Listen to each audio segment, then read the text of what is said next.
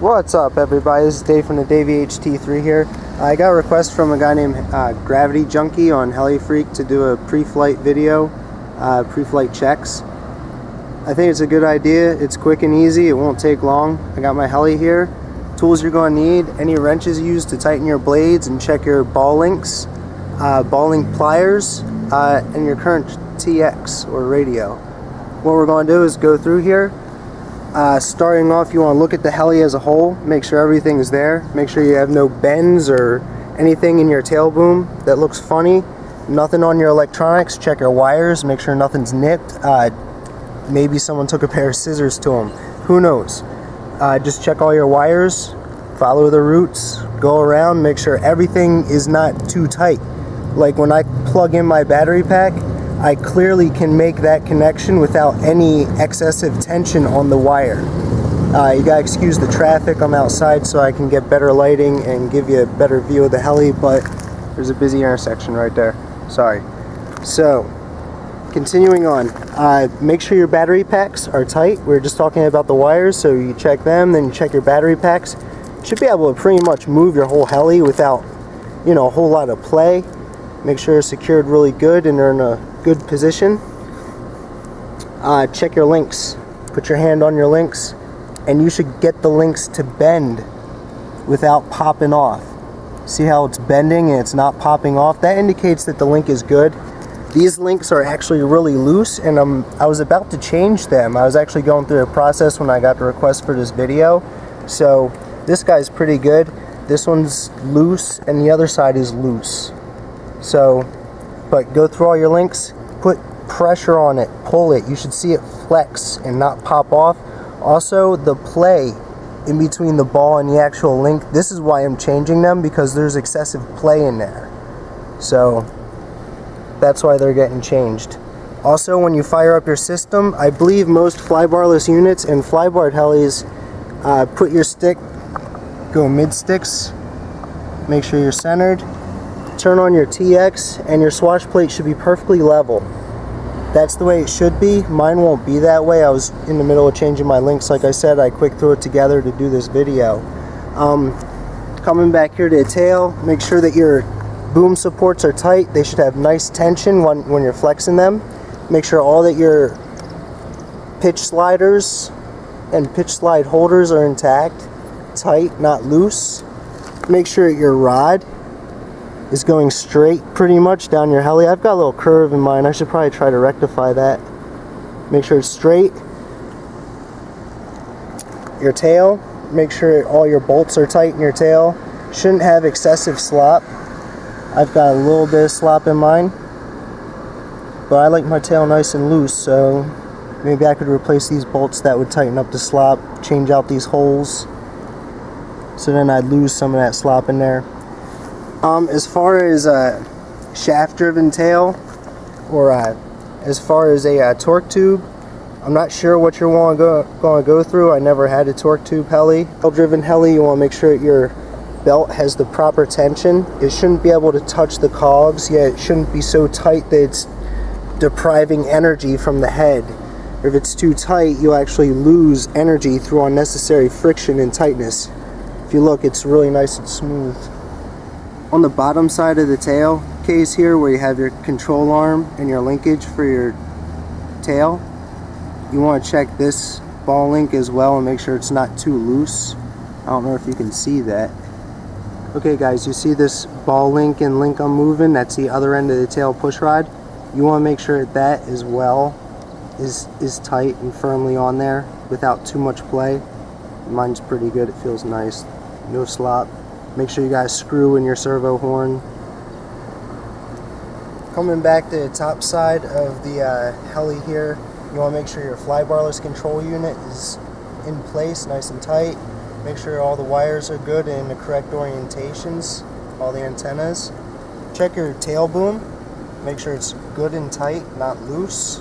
We already went over to check your tail boom support struts. Make sure they're nice and tight. In the head, you want to flex your blades in and out. Make sure there's no play in between your blade grips and your head block. Make sure there's not excessive lateral play, left and right. See how I'm... Check your links, make sure all the parts are there. I got a bolt through here, a spacer, a bearing, and then the actual grip arm. Check that as well. Pull it as hard as you can. Get it to flex, and it should not pop off the link. Also check these ball links to make sure they're good and tight, not swiveling around. Okay guys, on your hookups for your B-stacks or whatever you're flying with, I like to just hot glue those, or this is actually like shoe goo. This works really good, and I know my connectors are in there, but you want to check these before every flight. Push them in really hard and tight, make sure they're there. I know mine are driven home, but if you don't have like the shoe goo on here, or hot glue, or amazing goop, that actually might be what's on here. I use a lot of amazing goop, as you can see. But you want to check that, make sure those are connected. And with these new Flybarless systems, I don't even have a regular receiver now. This is the receiver, so I don't have to worry about the other end of it like with the Atom. The Atom has the old style, and I have to check the receiver on that. All you have to do is check your satellite, and that's shoe gooed as well. That's not going anywhere. Going through your head, make sure all your bolts are there, make sure they're good and tight. We already checked the play in the blade grips. Make sure the heli is there as a whole. Make sure everything is there. Check for up and down movement where you didn't secure maybe your collet underneath the upper bearing block. Make sure that's all good and tight, because if you lift off and that's loose, you will crash instantly. Alright, before you power up and spool up, you want to make sure your tail rotor is going in the right direction along with your blades. Leading edge control on the Compass Atom 6HV. The tail rotor is set up where it's going counterclockwise when the blades are spinning clockwise, and the leading edge is leading edge controlled, and it's going to go up into the downwash of the blades. That's how we check that. We know the blades are going in the correct direction. Clockwise, leading edge control, leading edge up into the downwash of the main rotor blades. Alright guys, on my transmitter, we're going to bind and range test here.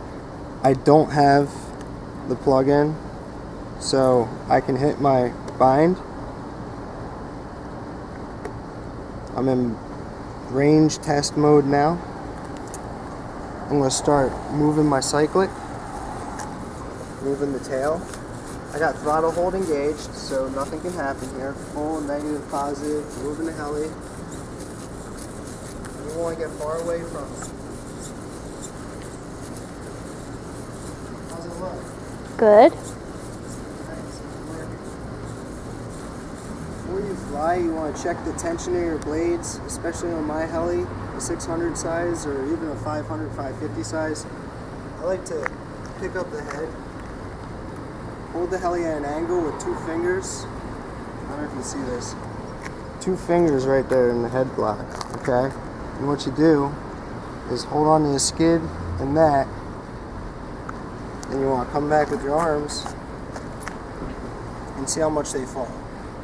You see they fell a lot, so they should be tighter. They shouldn't fall that far, they should only fall about 3 to 4 inches. So you get on it and you want to tighten it down.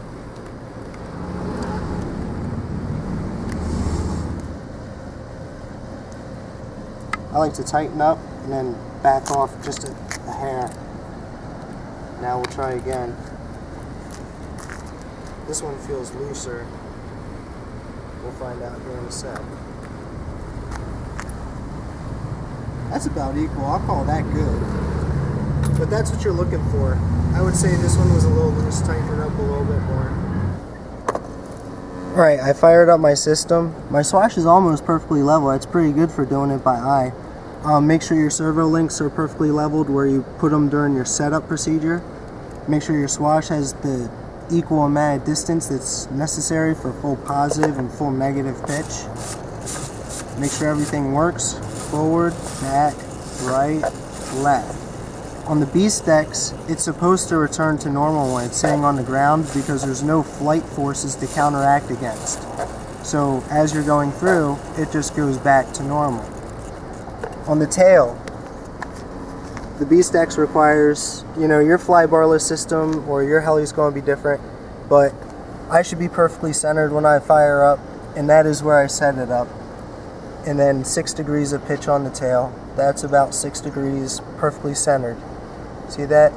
That's what you're looking for. So I hope you guys found this helpful. Thanks a lot for watching, and happy flying to you. Peace.